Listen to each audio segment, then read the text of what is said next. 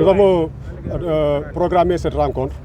pour dénoncer les difficultés que rencontre le secteur du transport, particulièrement les taxis à Dakar. Parce qu'il y a beaucoup, on les appelle des clandos en ligne. Il y a beaucoup de clandos en ligne qui exercent dans ce métier qui favorisent le transport irrégulier. On peut citer des applications qu'on appelle clandos en ligne, comme Yango, Yassir, Kaidem et Itch. Ce sont des applications qui sont là depuis pas mal de temps et le gouvernement est là comme en sourd l'oreille, ne rien faire pour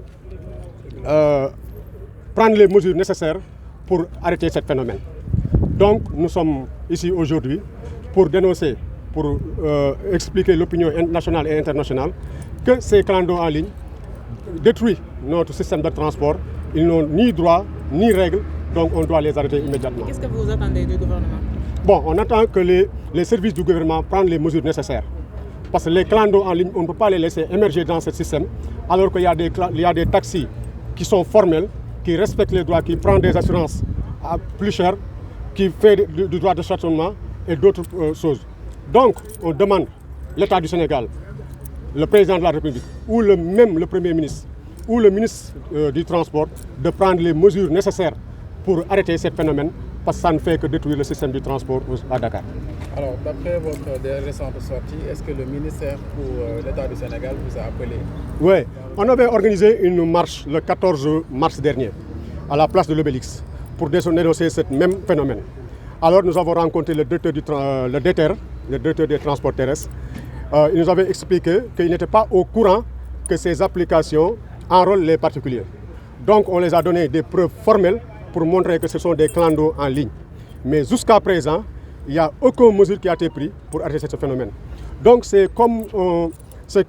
la CETUD n'existe pas.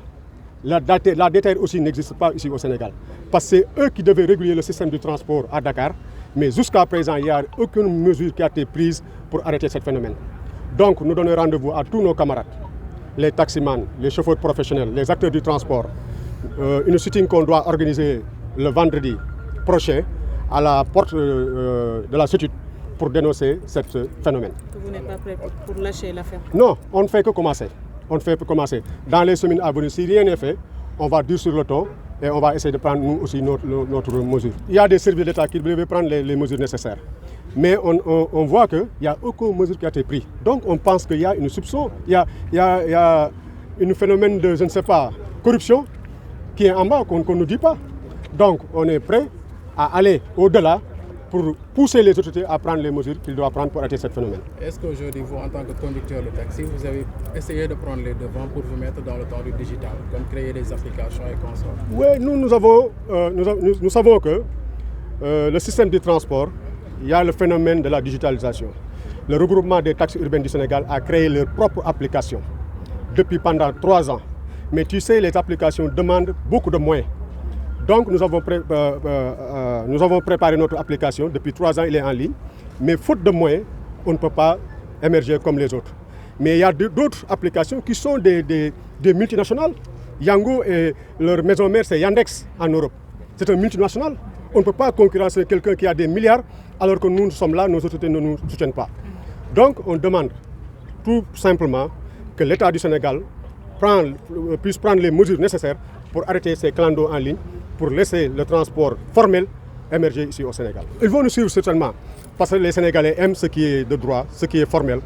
Mais s'ils savent que ce qu'ils prennent dans les applications, ce sont des clandos en ligne, et ce n'est pas sécurisé, parce qu'on ne sait pas qui vient vous prendre. Donc je pense que les Sénégalais, s'ils savent ça, ils vont laisser ces genres d'applications et continuer avec les professionnels du transport. Il y a un sitting qui est fait place de la Nation ngir xeex lu jëm ci wàllu transport irrégulier mais dafa mel ni ñi nga xam ne ñooy autorités yi déggu nañu ndax yaakaar naa yéen ñëpp teg ngeen seen bët ne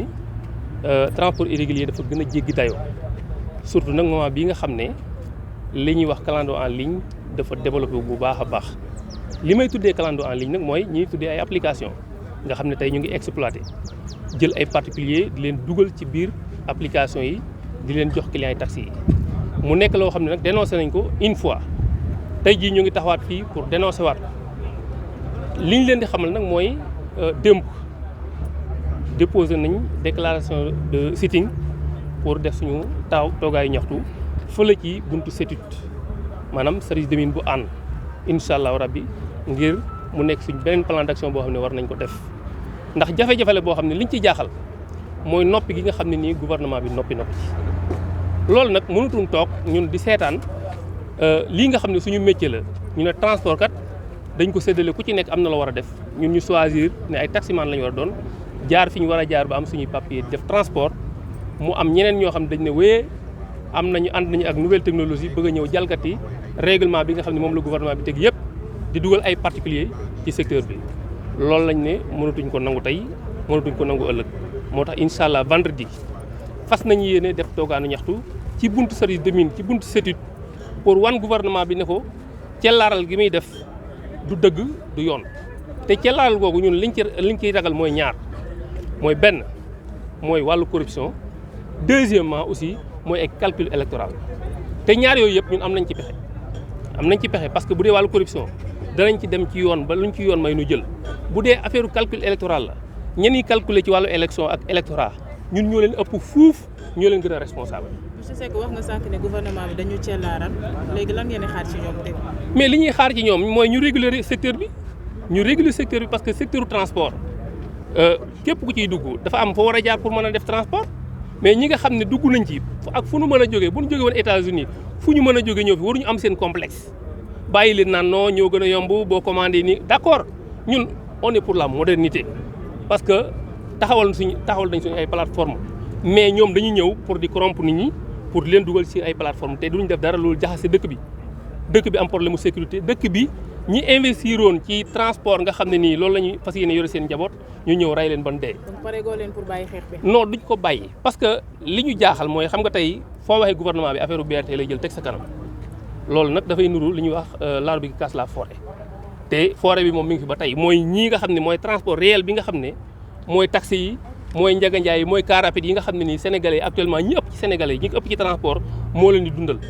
parewuñ tey parewuñu ëllëg ngir ñu ñëw maquiller benn BRT ñëw tegal ñu ko su ko defee ñun ci suñu bopp ñu bàyyi ñoo ko ay plateforme yoo xam ne nii dañuy ñëw di exploiter illégalement ci secteur bi mais y a de la corruption mënuñu ko écarter corruption parce que tey koo xam ne da nga ñëw ñu ne secteur bi kat pour nga dugg ci ñun lu ne la ñuy daj boo amul licence sax fu ne ngay laqatu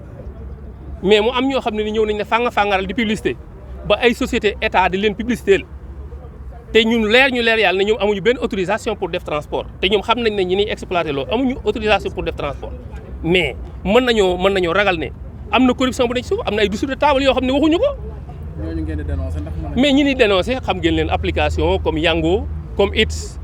comme Yassir comme Kaydem war nañ leen ko léegi lu matu 72 heures recensé nañ lu ma 200 particuliers yoo xam ne nii ñu ngi ci biir kii loolu nag ñun liñ ci mën en tant que citoyen mooy dénoncé mais état moo am droit teg ku war a tege ci yoon mu teg la ci yoon foofu la ñuy xaar état te nag du ñu teggi suñu tànk mbir mi jaadu yoon soit mu choisir ñu nekk ci ordre wala ñu nekk ci désordre bu fekkee ne ordre lañ choisir ñoo ngi ci biir fi la ñuy fekk bu dee désordre lañ soxla xam nañ ba xam ne désordre dong moo fi des kenn dàquñu ko. dernière sortie bi ministère des transports woo nañu boo gisee ñun la silence da ci am woo nañu effectivement DETER woo nañu ñu toog ak ñoom waxtaan mooy direction transport routier bi ñu toog ak ñoom wax ak ñoom it ñoom nee nañ xamuñu woon ne ñoom ñu ngi exploité ak ay particuliers ñu xamal leen ko andi leen ay preuves yu leer nañ mais ñun pour ñun DETER existé tul sax moom DETER pour ñun existé tul CETUD li ko waran ci mbir mi defu ci dara parce que CETUD tey mooy conseil exécutif de transport urbain durable lépp lu jëm ci transport urbain moo ko yore mais kenn déggul CETUD kenn gisu donc service yooyu nga xam ne service yu état lañ nag ñooñu lañ bëgg ñu réagir sinon ñi nga xam ne ñooy décideurs yi mooy le ministre des transports wala le premier ministre wala le président de la république ñu xam ne ñooñu dañ koy nax